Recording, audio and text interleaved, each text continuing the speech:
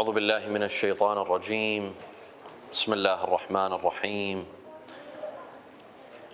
الحمد لله رب العالمين بارئ الخلائق أجمعين باعث الأنبياء والمرسلين، ثم الصلاة والسلام على خير خلقه العبد المؤيد والرسول المسدد حبيب إله العالمين أبي القاسم المصطفى محمد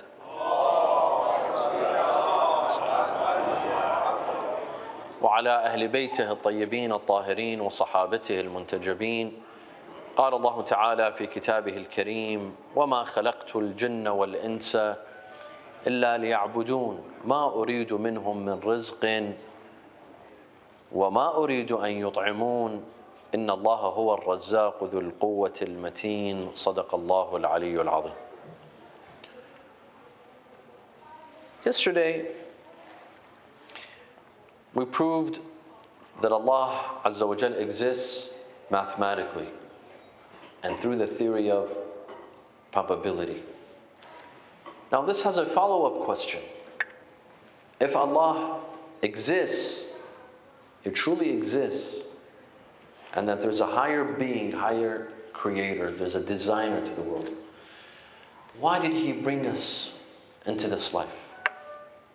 What is the purpose behind this life? With all the good things and with all the bad things in this life. With all the suffering that life has to bring. The sickness, the poverty, the death, the destruction. Why did He bring us to all of this? And let us see all of this pain and destruction and negativity. You know, life can be very painful. We go through loss, maybe a loss of a parent, maybe a loss of a loved one, a child. We go through illness, sickness, a pandemic that wiped out hundreds of thousands of people. Why? People that have to suffer from cancer, terminal illnesses. All of this evil that we have to see. Why did Allah bring us into this life? Knowing that it's full of evil, it's full of tragedy, it's full of pain, it's full of agony. Why all of this? And also, what if I didn't want to be created? No one asked me when I was created, when I was brought into this life. It wasn't with my consent. It's not like someone asked me, would you like to be born? Would you like to be brought into this life? No one asked me. I was not brought into this life with my will. I didn't come here willingly. It wasn't by my consent. And now that I'm here, I face all these tragedies. Every day I lose a family member. I might lose a job. I might lose my house. I might get laid off. I might have to take a loan. I go through a divorce. I have difficulties with a wife, with children. Why? I never asked to be here. So why put me through all of this difficulty and all of this hardship without my consent? All of this without my consent. This is a question that scholars, philosophers, thinkers have been attempting to answer for hundreds of years. Philosophers and thinkers from different backgrounds. Greek philosophers, Roman philosophers, Christian, Jewish, Muslim. Thinkers from all backgrounds have tried to answer this question. Why were we created? Why were we put here? And there's lots of theories. There's lots of answers. Scholars have been busy trying to answer this question. It has kept them busy trying to come up with an appropriate answer for this question. Why were we brought in this life? What is the purpose? What is the philosophy? What is the reason? Tonight, my dear brothers and sisters, we will pose several theories, several answers. And these answers can be found in the Holy Quran, in our supplications, in our scriptures, in our ahadith. And we shall try to see which of these theories works best which makes sense the most. And it could be any one of these theories. We will not choose a specific theory. But it could be any of these theories that could be right and could be the reason why Allah subhanahu wa ta'ala, after proving that He exists, He brought us into this life. وَصَلُّوا عَلَى مُحَمَّدٍ وَآلِ مُحَمَّدٍ.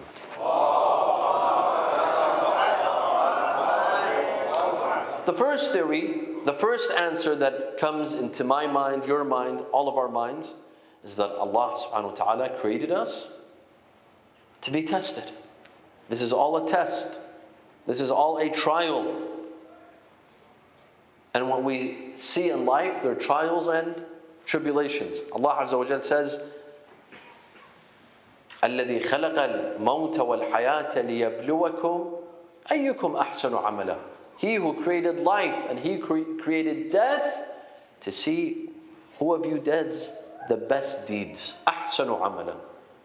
Who of you puts out the best of deeds? He who does good, who He achieves and contributes. And another verse Allah says, أَحَسِبَ النَّاسُ أَن يُتْرَكُوا أَن يَقُولُوا آمَنَّا وَهُمْ لَا يُفْتَنُونَ. Do people think that they can say, we believe in God, I believe in God, I'm a believer, and they don't get tested? Do they think that's possible? Imagine you go to law school, and the day you go to the bar exam, you tell them, I went to law school. I took all the assigned classes that you told me. I don't need to be tested anymore. I'm telling you, I went to law school. There has to be a test. There has to be a filter. There has to be some sort of way to know who's telling the truth and who's not. وَلَقَدْ فَتَنَّ الَّذِينَ مِنْ قَبْلِكُمْ. And we have tested the people before you. You think life revolves around you? Only you're being tested? Only you get to see pain and agony in this life? No. There were millions before us. And there will be millions after us. Don't think life revolves around you just because you face difficulties and you start asking questions. Why am I here? Why did God put me here? People before us were also tested. وَلَقَدْ فَتَنَّ الَّذِينَ مِنْ قَبْلِكُمْ وَلَقَدْ فَتَنَّ الَّذِينَ مِنْ قَبْلِهِمْ فَلَيَعْلَمَنَّ اللَّهُ الَّذِينَ صَدَقُوا وَلَيَعْلَمَنَّ الْكَاذِبِينَ. Allah wants to filter. Allah wants to see who's honest and who's dishonest. Who's putting up an act and who's being honest. At the end of the day, Allah subhanahu wa ta'ala has put a reward and punishment system. And that cannot be based on random procedure. There has to be a system. There has to be a process. There has to be a filter in which Allah knows who should be rewarded and who shouldn't be rewarded. Allah subhanahu wa ta'ala put us in this life for us to be tested. For us to go through these trials and tribulations. So that at the end of the day, those who pass the test are rewarded and those who fail are punished. You see, my dear friends, if we see this life and everything that it has to offer with the lens of trials and tribulations, everything is a trial. The good and the bad, everything is a test. It will make a world of a difference for us. Everything will start to make meaning. The good makes meaning, even the bad makes meaning. Even when you fall in trouble, it makes meaning. It has a meaning. It becomes meaningful. In fact, you even begin to enjoy it.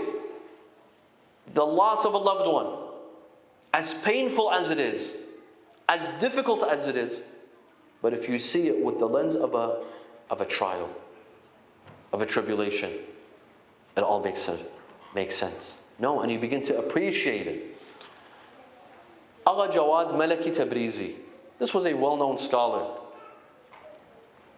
Very well-known scholar. One day, one of his students, he tells the story.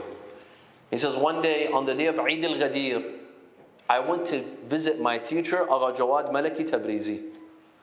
I went to give him my congratulations, offer my congratulations. Usually, ulama, during the days of Eid or the birthdays of the imams, they sit in their office, in their homes, and they accept people to say their congratulations. Agha Jawad Maliki Tabrizi was sitting in his house. His student came to offer his congratulations. The room was full, it was packed. He said, when I got up to leave, my teacher told me, wait, I want you to wait. When everyone leaves, I want you to wait. He said, everyone left. After a couple of hours, everyone left the room except me and two of his students, his close students. He said, I thought that my teacher wants to give me a Eid. He wants to give me a present on the day of Eid al-Ghadir. So I said, here it comes. I'm going to receive a present today. He said, Agha Jawad Maliki Tabrizi, he called me and my classmates. He says, I want to tell you something. Today, Allah gave me a gift. Allah gave me a gift.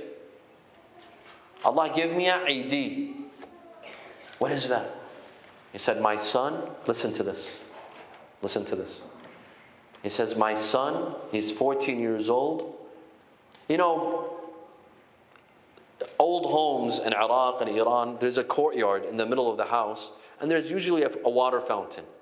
There's like a small pond and a water fountain. He says, my son went to perform wudu or to wash his hands. He slipped and he hit his head and he died instantly. He said, this is a tragedy. The student, he says, I thought to myself, this is a tragedy. But he's saying this is a gift from God. He said, now I want you to help me to form his ghusl and his kafan and his burial. I said, Allahu Akbar. This man, he's lost his 14-year-old son, but he's saying this is a gift from God? What sort of individual is this? What sort of man is this? Why? Because he saw life with the lens of trials and tribulations. When you see life with the lens of trials and tribulations, the good you will enjoy, and you will enjoy even the bad, because there is no bad. Because everything that comes from Allah is good. Even something that you feel it is hurting you now, it is burning you, it's hurting you, but it's actually allowing you to grow as a human. It's allowing you to grow. It's allowing you to appreciate life. Allah gives us and He takes away. And at the end of the day, it's Him. He decides.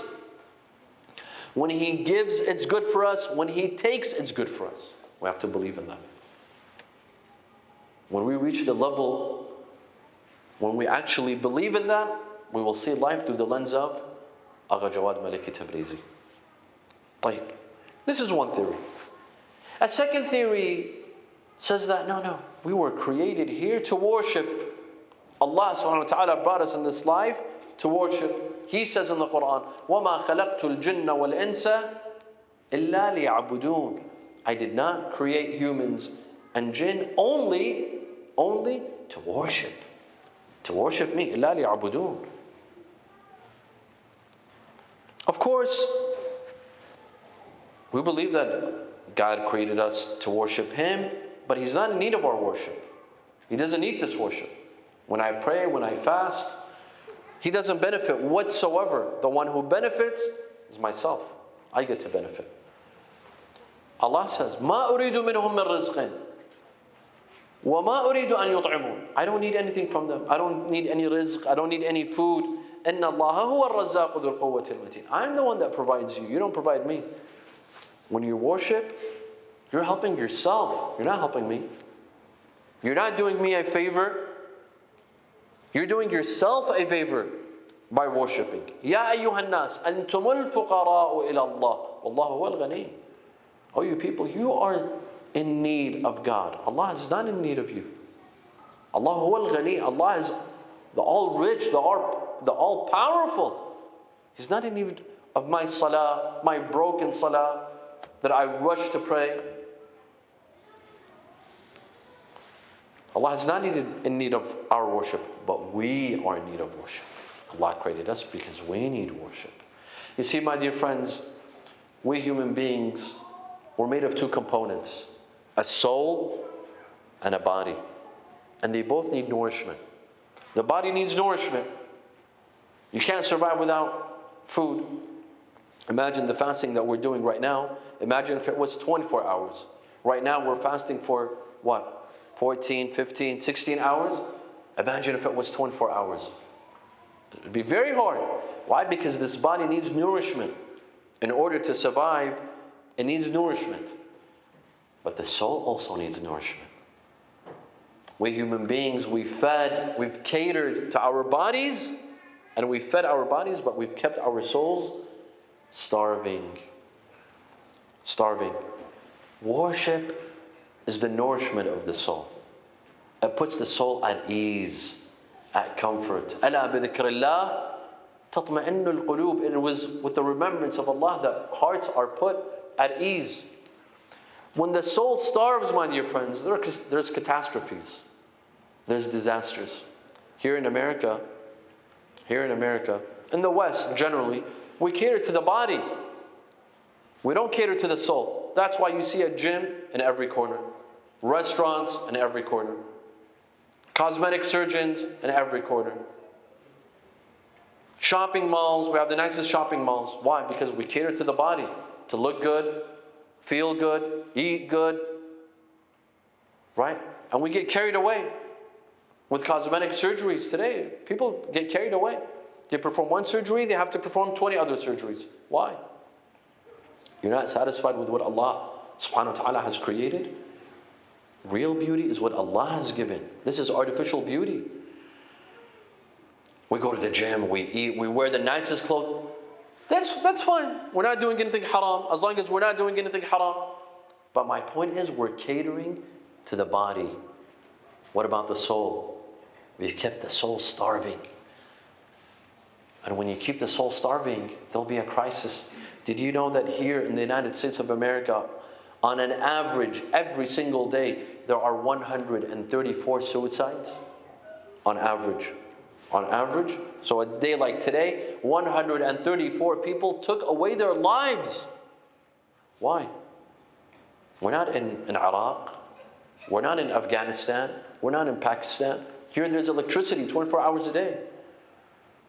There's security. This is the strongest government. This is the strongest country in the world with the best economy and the best military and the best educational system. But 134 people have to die, have to kill themselves every day. That's 47,000 people per year on average. Some years there is more. Why? In the best country in the world, why would you have to kill yourself? Because we cater to our body and not our soul. We've kept our soul starving. The soul needs nourishment. And the nourishment of the soul is ibadah. وَمَا خَلَقْتُ الْجِنَّ وَالْإِنسَ إِلَّا لِيَعْبُدُونَ. To worship. Worship is the nourishment of the soul. Also, my dear friends, when we stand to worship, when I stand and I block out everything and I perform wudu and I stand to worship and I put everything behind me, Allahu Akbar. When I do this, why do I raise my hand in dua? This means everything else is blocked. You put it on silent. You put it on, do not disturb. Allahu Akbar. And you put everything behind. And when you stand to pray to Allah Azza wa Jal, you begin to realize that everything is in the hands of Allah Azza wa Jal. That's the purpose of worship. When you stand to pray, the whole point is to get you to realize, to get us to realize that everything is in the hands of Allah. Let Allah take care of you. Stop worrying. Relax. Do you know how many millions of people here in the United States of America are on antidepressants? Antidepressants are the most popular medicine in pharmacies. Pharmaceutical companies are making billions off of antidepressants. Why? Because of anxiety, because of depression, because of stress. Worship helps us realize that there's no need to stress. Everything is in the hands of Allah. Let Allah take care of you. Relax. Enjoy life. There's a maker, there's a designer. The Allah that put you in this life and has taken care of you this whole time. Do you think He's going to stop now? Now that I'm 40 years old, now that I'm 50 years old, you think Allah will stop taking care of me? No. Worship helps us understand that. That we have someone to take care of us. Someone is watching after us. Let Allah take care of you. Believe in it. You have to believe in Him. You have to start believing in Him. That Allah will take care of you. No matter how deep you are in trouble, you have a mortgage, you have loans, you're in credit card debt, you're going through a divorce, your children don't speak with you, but if you have Allah, all of it will be fixed. All of it can be fixed. The potential is there, but you have to allow Allah to take care of you. The good and the bad. We have someone that's taking care of us. Why worry? Why worry? Let me give you an example. When you go on ziyarah, may you all go on ziyarah inshallah, and you come and visit Imam Hossein. If you come to ziyarah and you have a reliable tourist, the head of the group, the head of the caravan, the tour guide, if you have a reliable tour guide, you go on a trip, you're with a group, you're with 200 people, and then all of a sudden the flight is cancelled. You fly from here to Turkey, you're going to Najaf, you're going for ziyarah, you're going for arba'in, all of a sudden the flight is cancelled. Do you panic? Do you worry? Why not? Because there's a tour guide. He takes care of it. You don't have to worry. Because the tour guide will put you on the next flight. You don't need to worry. If the bus doesn't come on time, or the bus gets a flat tire, do you worry? You don't need to worry. Why? Because you signed up with a tour guide, with the best tour guide possible. You paid him money. You're under his care. We're under the care of Allah Azza wa Jal. Allah has promised to take care of us. Why worry? At the first stumble, at the first problem that we face, the first obstacle that we face, we immediately give up. Why? Allah takes care of us. Worship helps us realize that when we stand in front of Allah. I, the weak person, I stand in front of the Creator, the Master, the Designer. I tell Him, oh Allah, you take care of me. You take care of me. That gives me a sense of ease, a sense of comfort, that I have someone taking care of me. Also, my dear friends, when we say the purpose of life is worship, Allah brought us in here to worship. What is worship? Immediately, what I think of worship is praying, fasting, reciting Quran. For me, that's worship. Worship is much bigger than that. To worship Allah, to be a servant of Allah is much more than praying and fasting and reciting Quran. Yes, these are main acts of worship. But worship is much bigger than that. Seeking knowledge is worship. Looking at your parents mercifully is worship. Attending to the needs of your parents, that's an act of worship. Any act of kindness is an act of worship. That's worship. Thinking and pondering over life, over why God has created us, where you're headed in life, that's worship. كانت أكثر عبادتي أبي ذر التفكر. Abu Dhar, the famous companion of Rasulullah sallallahu alaihi wasallam. He was known for his worship, but what? Salatul Layl? No. Fasting? No. Jihad? No. The greatest worship of Abu Dhar was to sit and think. To sit and ponder. Something that a lot of us don't do. Something that a lot of us don't do. Where am I headed in life? Where did I come from? And where am I headed? To assess, to analyze. What am I doing in this life? What have I achieved? What have I done for Allah, for Allah's creation? What am I doing? رحم الله عبدا عرف من أين وإلى أين. May Allah bless the one who knows where he came from and where he's headed. That's worship. To think and to ponder, that is worship. To think of where we're going. Making a means of living is worship. Yes, that 8 to 5 job, that's your act of worship, whether you realize it or you don't. Don't you wake up early in the morning? You go and you work. Maybe you work from home, that's fine too. But you make an effort. Your intention is to sustain your family. That's an act of worship. Al-kaddu ala iyalih kal-mujahidi fi sabilillah, the hadith says.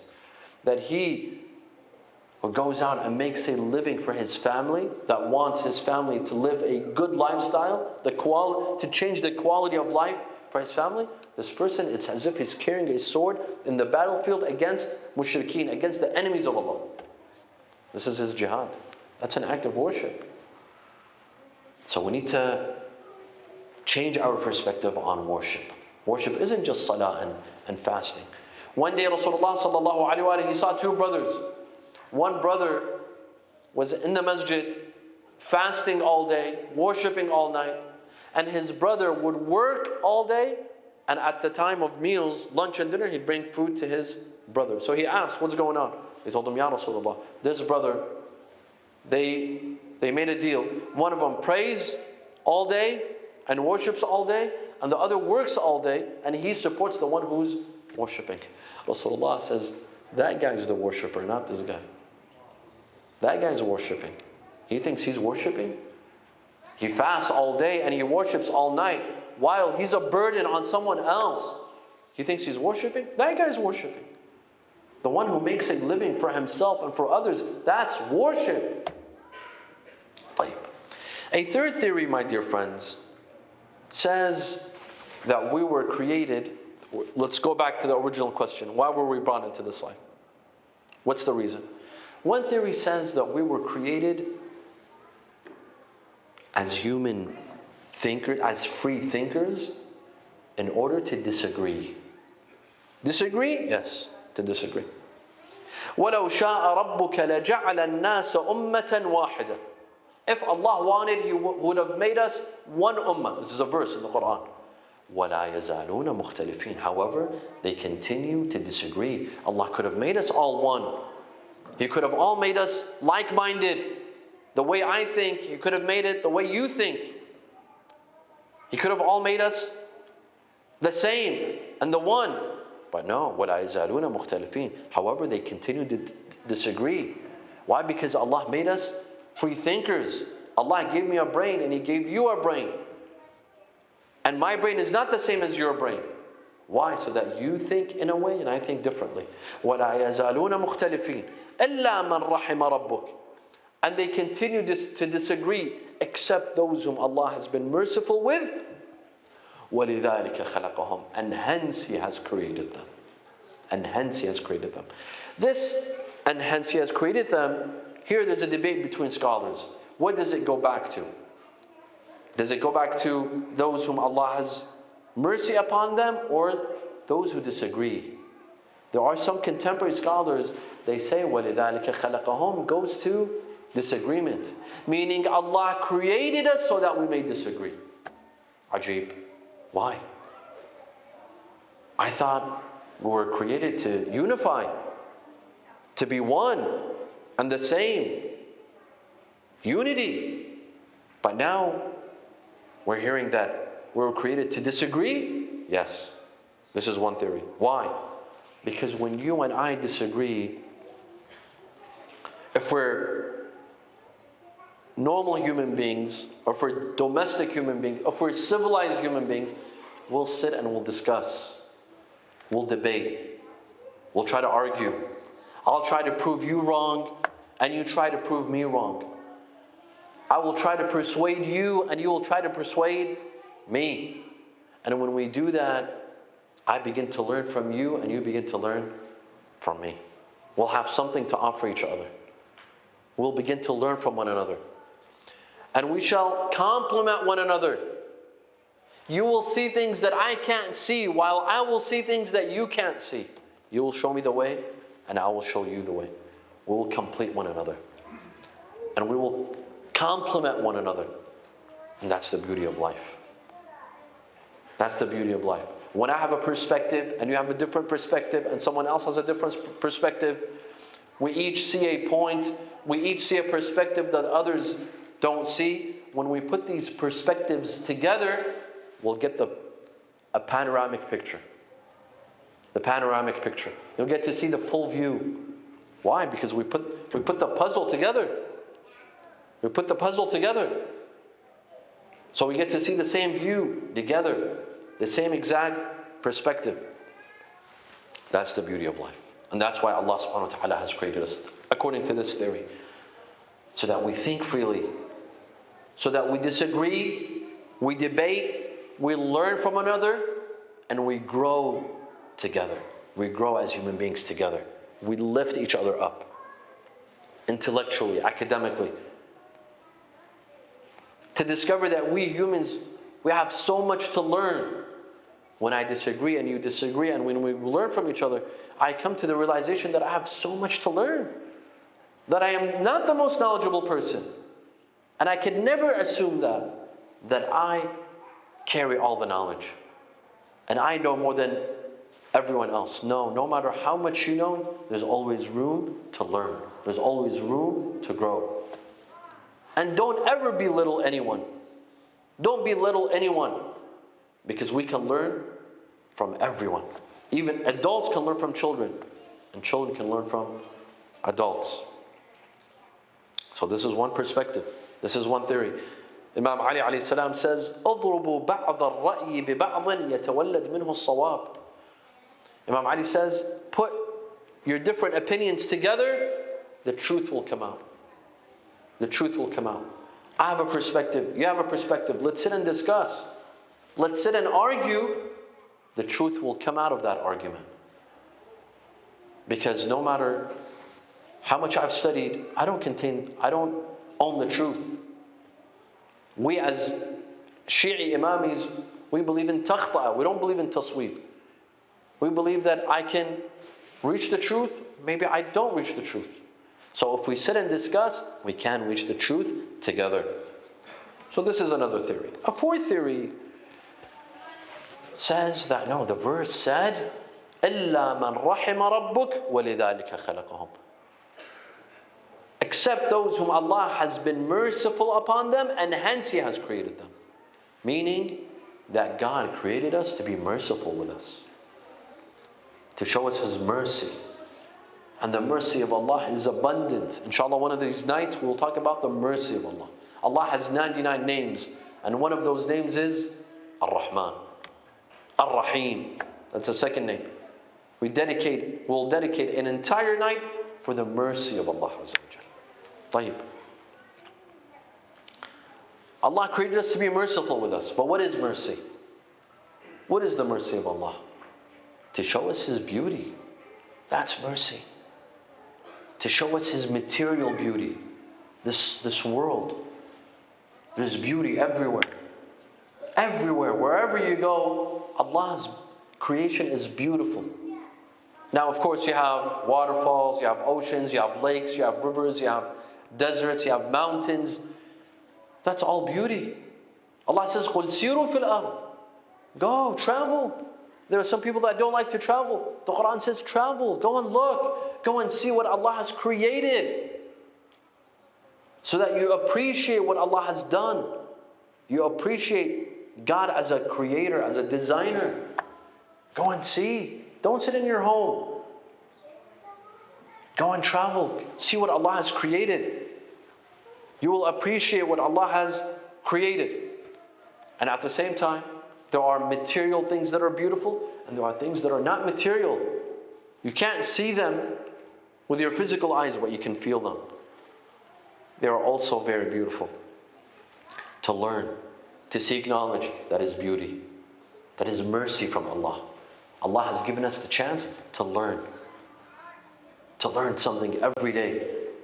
Even if you're an old person, even if you're elderly, you can still learn. Because the hadith says, اطلبوا العلم من المهدي إلى اللحد. Seek knowledge from cradle to grave. To grave. We have a friend in Karbala. He's 87 years old. He's a well-known historian. on the history of Karbala. Last year he got his PhD. At the age of 86. At the age of 86. I was astonished. And I was so inspired. I was inspired by this gentleman. At the age of 86, getting his PhD. Usually at this age, you can't hear very well. You can't see very well. You're not in the mood to do anything, let alone get a PhD. That's beauty. He went after Allah's beauty. He went after Allah's mercy. This is mercy from Allah. Allah says, فَانظُرْ إِلَىٰ آثَارِ رَحْمَةِ اللَّهِ. Look around you. Look around you. Look at Allah's mercy all around you. In the spring, one of the seasons of Allah's mercy is spring. The rain. When the rain comes down, and the plants and the trees and the flowers, they come back to life. All of that beauty around us. That's Allah's mercy with us. To give us the opportunity to see that beauty. This is mercy. And there are some people that say, why did God create me? I didn't ask to be here. No one got my consent. No one told me, would you like to be here? God wanted you to see all this mercy, all of this beauty. And you question and you don't appreciate what Allah subhanahu wa ta'ala has done for you and for your parents. To meet different people, this is a mercy from Allah Azza wa Jalla. To meet people from different backgrounds, different ethnicities, different nationalities. I'm from Iraq, you're from Afghanistan, you have someone from Iran, from Lebanon, from Syria, from Egypt, from Africa, from Pakistan, from India. We get together and we discover each other. We learn from one another. I learn about your culture and you learn about my culture. You learn about my language and I learn about your language. وَمِنْ آيَاتِهِ خَلْقُ السَّمَاوَاتِ وَالْأَرْضِ وَاخْتِلَافُ أَلْسِنَتِكُمْ وَأَلْوَانِكُمْ. Amongst the signs of Allah is that He's created this earth and the skies, and He created you in different colors, black, white, brown, and different languages. This is amongst God's signs. Our diversity is something to be celebrated. Allah celebrates. He takes pride in our diversity. That's mercy. That's mercy from Allah. That we discover each other, to know one another. Ya ayyuhan nasu inna khalaqnakum min dhakarin wa untha. O you people, we created you from male and female. وَجَعَلْنَاكُمْ شُعُوبًا وَقَبَائِلٍ. And we made you into tribes and nations. Why? Why? Why couldn't we all be Iraqis? God forbid. I can't imagine a world with only Iraqis. And I'm allowed to say that because I'm an Iraqi. Right? But there's so many nationalities, so many religions, so many ethnicities, so many nationalities. Why? So that we may meet, لِتَعَارَفُوا. So that we may get to know one another, meet each other, appreciate each other. Our diversity should be celebrated. That's not a reason for our disunity. It's a reason for our unity, to appreciate one another. Allah put us on this life and created us in different ethnicities to show us His power, to show us His strength, to show us His mercy. Appreciate it. Don't complain about it. Appreciate what Allah has done. That's the beauty. That's the mercy. طيب. A fifth theory offers something else. A fifth theory says that we were brought into this life for one and one reason only, and that is Ahlul Bayt. Ahlul Bayt. We were brought here for Muhammad wa Ali wa Fatima wal Hassan wal Hussein.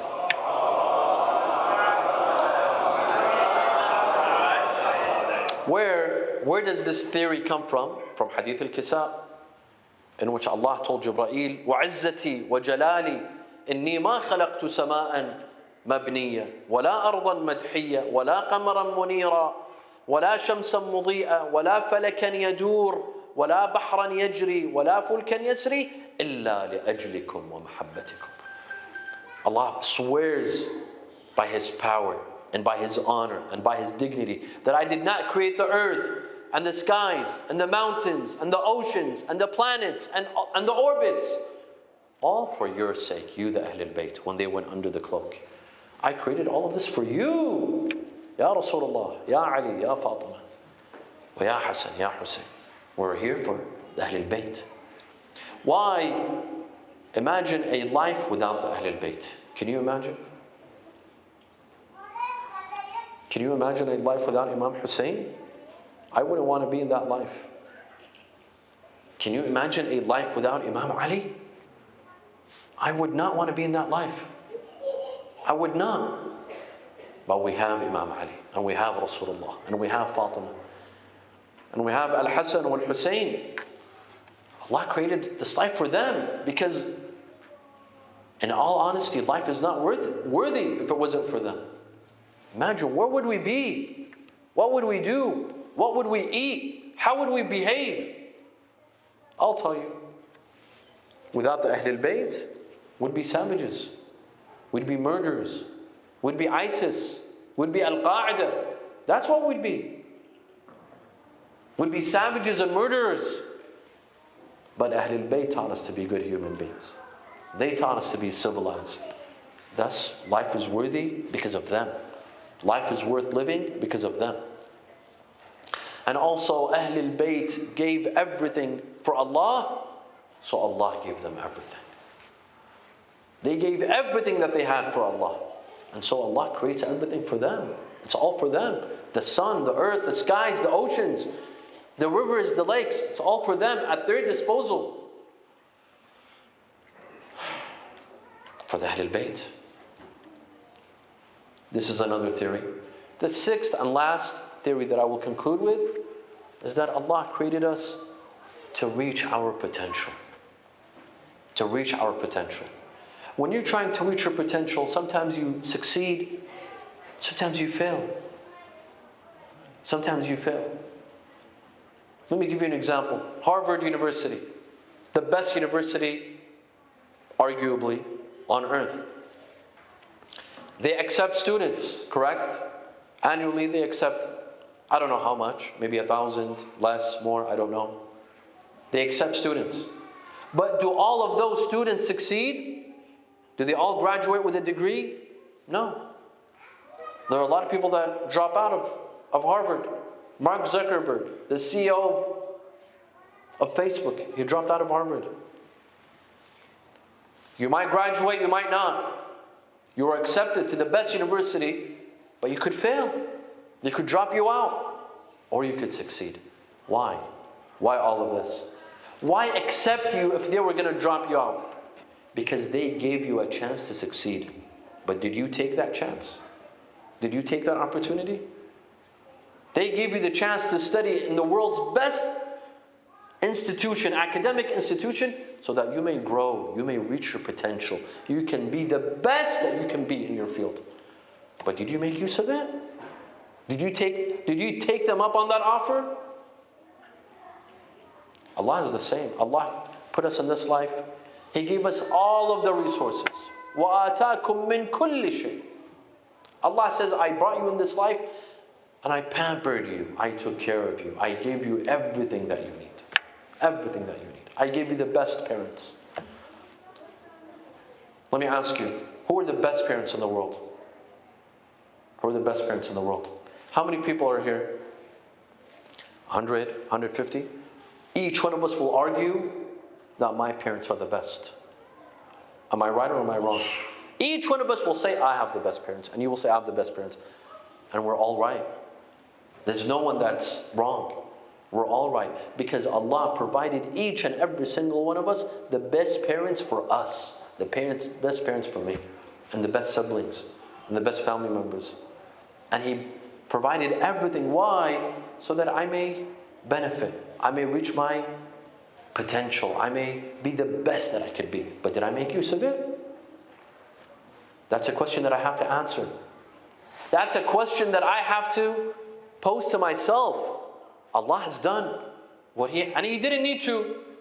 Allah didn't need to. Allah could have not even created me. Like the trillions and trillions and trillions of people that could have come into this life, but they didn't. But He chose me so that I may reach my potential. Did I make use of that? Am I the best that I can be? I have to ask myself that question. I don't ask Allah that anymore. I ask myself. In conclusion, my dear friends, in conclusion, there doesn't need to be one correct answer. See, right now we discussed 6 answers, 6 theories. There could be 10 more. There could be 20 more. There's no one right answer. It could be a mix of all of the above. Maybe some of theory 1, a bit of theory 2, a bit of theory 3. We put them all together, a cocktail of these theories. So this is one. It doesn't necessarily mean that one of these theories is the correct theory and the rest are all wrong. So this is one. 2, no one really knows the correct answer except the ma'soomeen. Except, of course, Allah and the ma'soomeen. The rest of us, we can only theorize. We can postulate. We can assume. But can I be sure of the answer why Allah subhanahu wa ta'ala had created me? I could assume. I could theorize. But no one really knows. 3, we might discover the real answer in the future. At the end, we human beings were limited. And our knowledge is limited. Our perspectives are limited. Maybe in the future we will develop a better answer. These are some answers. Some of these answers are good. But maybe in the future we could develop better answers. Educated answers. The important thing is that we keep thinking. We keep an open mind. And we keep pondering. And we keep thinking to discover why Allah subhanahu wa ta'ala has put me in this life. And maybe, number 4, maybe each and every single one of us has a different goal. It has a different aim. Maybe the reason why God created me is different from the reason why God created you. Each and every one of us might have his own purpose. Might have his own goal. It is my job to discover why I was created, and it is your job to discover why you were created. It might not be the one and the same. There might be 2 different goals. Different reasons. والحمد لله رب العالمين. بسم الله الرحمن الرحيم. اللهم إني أسألك أن تجعل فيما تقضي وتقدر من الأمر المحتوم في الأمر الحكيم من القضاء الذي لا يرد ولا يبدل أن تكتبني من حجاج بيتك الحرام المبرور حجهم المشكور سعيهم المغفور ذنوبهم المكفر عن سيئاتهم وأن تجعل فيما تقضي وتقدر أن تطيل عمري في خير وعافية وتوسع في رزقي وتجعلني ممن تنتصر به لدينك ولا تستبدل بي غيري. أعوذ بجلال وجهك الكريم أن ينقضي عني شهر رمضان أو يطلع الفجر من ليلتي هذه ولك قبلي تبعة أو ذنب تعذبني عليه. وصلى الله على سيدنا محمد وآله الطاهرين.